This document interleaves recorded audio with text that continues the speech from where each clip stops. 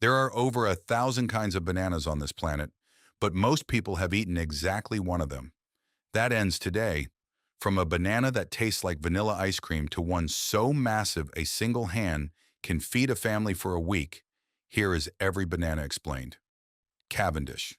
Every time you hear banana, this is exactly what comes to your mind. The yellow curve sitting on your counter right now is almost certainly a Cavendish, and it makes up the overwhelming majority of bananas sold worldwide.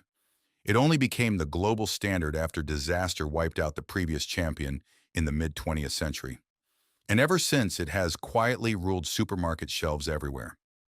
Here's something most people don't know. Cavendish bananas are all genetic clones of each other. They're grown from cuttings rather than seeds, since the fruit itself has no viable seeds to plant. That means there is essentially zero genetic diversity in the world's banana supply. Every single Cavendish is basically a twin of every other Cavendish, which sounds harmless until you realize a disease that can kill one plant can theoretically kill them all.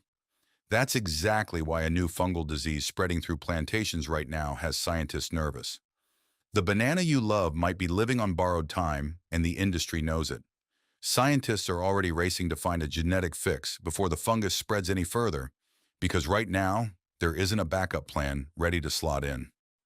Gros Michel, before Cavendish took over, the king of bananas was Gros Michel, nicknamed Big Mike. Older generations swear it was sweeter, creamier, and simply better than what we eat today. It had a thicker skin that made it easier to ship without bruising across long ocean routes. Then Panama disease, a soil fungus with no cure, tore through plantations across Central America and wiped Gros Michel out of commercial existence by the 1960s. Entire companies collapsed almost overnight, and growers scrambled for a replacement that could survive the same soil the fungus had already poisoned. It's the reason banana-flavored candy tastes nothing like a real banana. That artificial flavor was modeled after Gros Michel. It's essentially frozen in time as a ghost of a banana most people alive today have never tasted. A handful of small farms still grow Gros Michel today, mostly for local markets, so the flavor everyone's chasing hasn't fully disappeared. It's just gotten a lot harder to find. Blue Java. You might find this hard to believe, but yes, this is a real banana, and yes, it genuinely tastes like vanilla custard. Blue Java bananas have a pale blue-silver peel that looks almost otherworldly, like something pulled from a fantasy movie set rather than grown in dirt. Once you peel it back, the flesh has a soft, creamy texture with a flavor people consistently compare to ice cream, and some say there's even a faint hint of vanilla bean in there.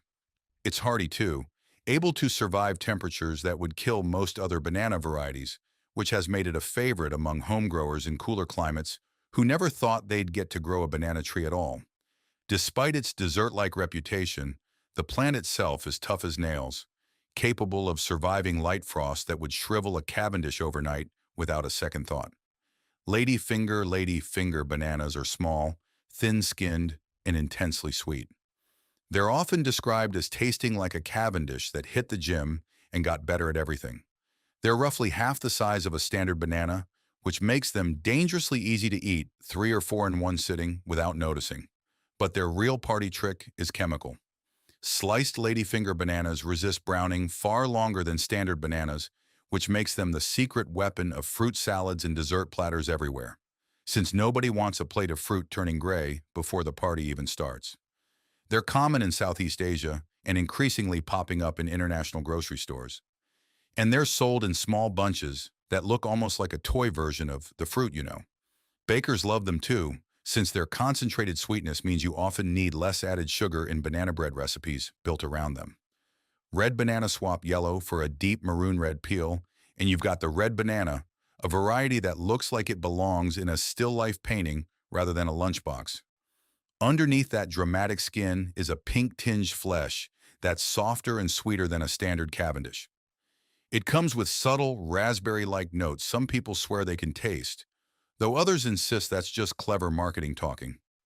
Red bananas ripen slower than yellow varieties, too, which historically made them a premium item, since slower ripening once meant an easier, less risky trip across the ocean before refrigeration made everything simpler. They're also shorter and slightly plumper than a Cavendish, So even the shape gives away that this isn't just a regular banana wearing a costume. Plantains are technically bananas, but calling them dessert would be misleading. These starchy giants are packed with far less sugar than their yellow cousins and are almost always cooked before eating. They're normally fried, boiled, or mashed into something closer to a side dish than a fruit. Plantains are a dietary staple across Africa, Latin America, and the Caribbean, showing up in everything from savory tostones to hearty stews. And in some regions, they're eaten more often than rice or potatoes. The wild part is that a plantain's flavor transforms dramatically depending on ripeness. It starts out potato-like and starchy when green, then turns caramelized and sweet as the peel blackens. One fruit, three completely different personalities, depending entirely on how long you're willing to wait. Nutritionally, plantains also pack more vitamin A and complex carbohydrates than a standard dessert banana, which is part of why they've stayed a dietary cornerstone for so long instead of fading into a novelty item. Burro banana. Look closely at a burro banana, and you'll notice something strange. Its shape is almost rectangular in cross-section, giving it blunt, angular edges instead of the smooth curve you'd expect from a banana. The flavor is tangy, almost lemony, with a texture that stays firmer than a Cavendish even when fully ripe, which throws people off the first time they bite into one expecting the usual soft mush. Burro bananas hold their shape beautifully when cooked, which is why they're a favorite for frying or baking into desserts, where a mushier banana would simply fall apart.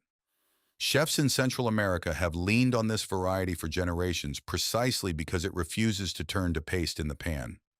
Manzano bananas, sometimes just called apple bananas, are short, stubby, and carry a genuinely tart, apple-like bite when eaten slightly underripe. That tartness mellows into a rich sweetness once the peel darkens with black spots. So timing matters enormously with this one. And eating it too early can leave you with a mouthful of unexpected sourness. The aroma alone is distinctive, often described as a strange but pleasant collision between banana and green apple, which is exactly how it earned its nickname in the first place. They're common throughout Central and South America and have built a cult following among people chasing a fruit that doesn't taste like every other banana on the shelf. Once you know what to look for, you'll never confuse a manzano for a regular banana again, especially once you notice how much smaller and squatter the whole bunch looks compared to a standard Cavendish hand. Pisang Raja. The name literally translates to King Banana, and it did not earn that title by accident. Pisang Raja has a deep golden, almost orange-tinted flesh and a rich, honeyed sweetness that's considered one of the finest tasting bananas in Southeast Asia. It's often described as the closest thing a banana gets to dessert on its own. It's the traditional choice for making pisang goreng, the deep-fried banana fritters found across Indonesia and Malaysia, because its sugar content caramelizes beautifully in hot oil instead of turning bitter or burnt.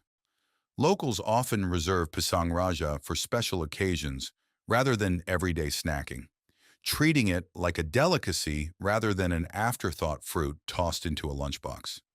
Wedding tables and holiday spreads across the region regularly feature it front and center. Rhino horn.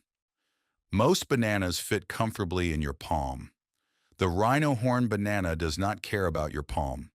This variety can grow to nearly 2 feet long, curving dramatically like the animal it's named after. And a single fruit can weigh close to 2 pounds all on its own. Despite the intimidating size, it's actually a cooking banana, closer to a plantain in starchiness, and it's typically fried, grilled, or boiled rather than eaten raw off the peel. Rhino horn is grown across parts of Asia and the Pacific, and honestly, seeing one in person for the first time tends to stop people mid-sentence, since photos genuinely don't prepare you for the scale of it. A single rhino horn can realistically feed an entire table, and the plant that grows it towers well above head height, making harvest something closer to a small event than a quick trip to the backyard. Saba bananas are short, blocky, and almost square-edged. They're similar in shape to a plantain, but with a milder, more neutral flavor that makes them incredibly versatile in the kitchen. In the Philippines, saba shows up everywhere. It's often turned into the crispy caramelized street snack called banana Q, blended into smoothies, or simmered into sweet stewed desserts served at nearly every gathering. Unlike a lot of cooking bananas, saba can actually be eaten raw once fully ripe, giving it a rare foot in both the savory and sweet camps, which is part of why it's so deeply woven into everyday cooking there. Few bananas anywhere in the world pull double duty this well, sliding effortlessly from a savory side dish at lunch to a caramelized dessert on a stick by evening. Goldfinger bananas were engineered with a purpose. Bred in Honduras as a hybrid designed to resist the same diseases threatening the Cavendish today, Goldfinger was meant to be the backup plan the banana industry might desperately need someday. It has a firmer texture and a slightly tangy, almost apple-like edge when ripe. And it holds up well both raw and cooked, with unripe Goldfingers handling savory dishes particularly well thanks to their starchier bite. It never became the household name its creators hoped for, since consumers stubbornly stuck with the Cavendish they already knew and loved. But as Cavendish plantations face growing threats from disease, this overlooked, disease-resistant underdog might finally get its moment to become the banana on every counter instead of a backup plan nobody remembers.